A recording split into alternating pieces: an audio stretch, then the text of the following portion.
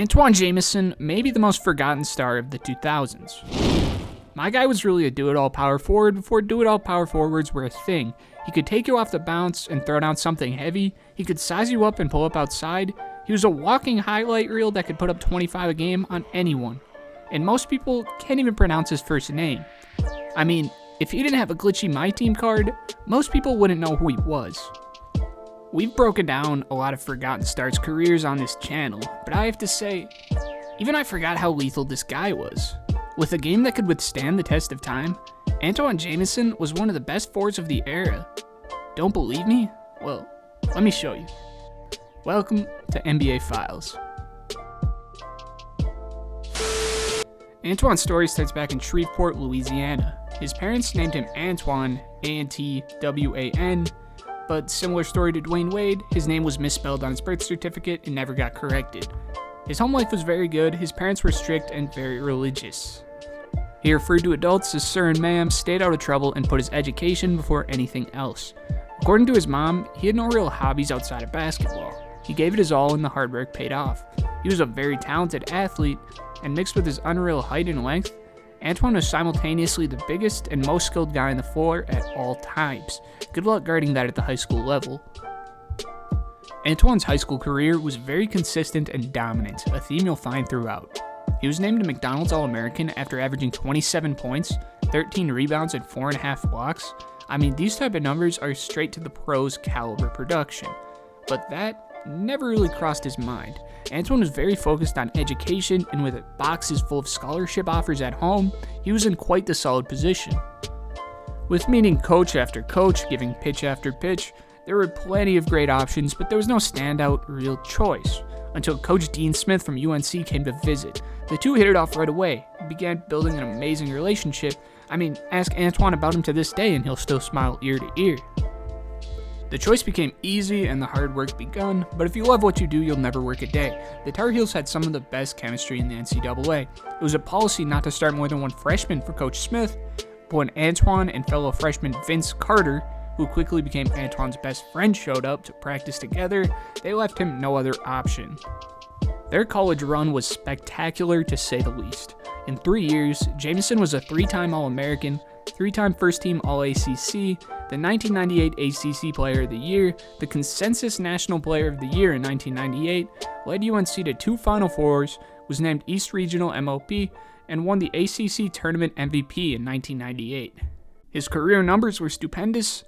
Jamison was truly an unstoppable force and was ready to go to the show, declaring for the 98 draft after his junior year where he was selected 4th overall by the Toronto Raptors. Before, get this, he was dealt to Golden State for UNC teammate Vince Carter.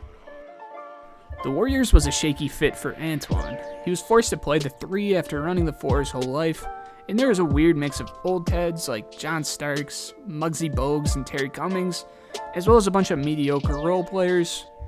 I mean, frankly, this team was just weird, with their leading scorer John Starks putting up only 13.8 a game. They didn't give him all the minutes he wanted, forcing him to come off the bench for the start of the year, but Antwan really proved that he deserved it and took that spot partway through the year. This shift helped turn around the team to a near 500 record in a lockout-shortened season, which saw Antwan averaging just short of 10 and 6.5, solid numbers for a rook playing 22 minutes. With the impact they saw, they gave him more minutes, and he clearly was the light at the end of the tunnel. The team was awful, winning only 19 games, but Antwan had blossomed into one of the better young stars in the league with huge jumps throughout the whole stat sheet. After putting up nearly 20 a game, being invited to the dunk contest, and slotting a spot as an up-and-coming star, he unfortunately went down with a knee injury, which would sideline him for the rest of the season. The Warriors were more than happy to give him all the time he needed to fully heal, and this was clearly the right decision, because in his 3rd season, Antwan exploded, putting up just about 25 a game for the year. This season was also the first year that Antwan expanded out to 3-point land. At this point, I don't even know what you call him. He's a young point power forward who can handle the rock, scoring the post, throw down hammers, and stretch the floor, and played all 82 games for the next 4 years. Jamison would continue to put up very good numbers for the next few years to come, but the Warriors were still awful. With very little direction and a rising star who just entered his prime, they moved their 27-year-old 4 in a 9-player trade to the Dallas Mavericks. This new home in Dallas meant some good and some bad for Jamison. The good being that he was finally in a situation where he could compete, joining a 60-win team who had just lost 2 games away from the NBA Finals the prior year. The bad being that their best player was at his position. At this point, Antwan was no doubt an elite player, but he was nowhere near the level of a prime Dirk Nowitzki. Jamison came off the bench for the Mavs, and honestly, this wasn't the worst thing that could have happened to him. I mean, playing at this level and winning at this level are two different things, and learning from an all-time great while playing in a role that really highlights your strength is an incredible way to develop your talent, even if the box score may take a hit for this year. Antwan was an incredible sixth man for the Mavs, the best in the league in fact. This season marked his first playoff berth in his career. Unfortunately, they were knocked out by the Kings in the first round, but spending a year with Nash and Nowitzki was clearly beneficial. The Mavs decided that the value of Jamison on the block was not worth a backup 4, and this offseason dealt him, once again, this time to Washington. This is where, although his numbers weren't the best, Antwan was at his absolute peak, on a winning team that complemented his fast-paced run-and-gun style of play to a T. Pairing him with a young and extraordinarily talented guard in Gilbert Arenas, and a defensive stud on the wing in Larry Hughes, this trio was one of the funnest teams in the league that seemed to be crafted to dominate in the early 2000s. In many ways, Antwan was the missing piece of the puzzle for the Wizards. Not only did he provide a big-time scoring punch, putting up nearly 20 a game, but he unlocked their real potential offensively, being able to speed up the pace of the game on the break and spread the floor for Larry and Agent Zero to go to work. Jamison earned his first and very overdue All-Star selection, as well as making his second straight trip to the playoffs. The Wizards battled back down 0-2 to Chicago to win 4 straight before being swept by D-Wade and Shaq's Heat in the second round. These next couple years would see the rapid rise of Gilbert Arenas, with Antwan Jamison being his right-hand man, pick-and-roll, pick-and-pop partner, and second leading scorer on the team. Back-to-back near 30-point seasons from Gilbert, and near 20-10 seasons from Jamison alone was enough to drag the Wizards to the playoffs. Unfortunately, his downfall would be equally as fast. The 2 years to follow, from 28 and 29-point seasons to 19 and all the way down to 13-point seasons. These years were fun, very, very fun, with 2 spark plugs who could go off on anybody, but Antwan, now at age 32's clock was ticking, and the Wizards had just fallen from 43 to 19 wins in 1 year.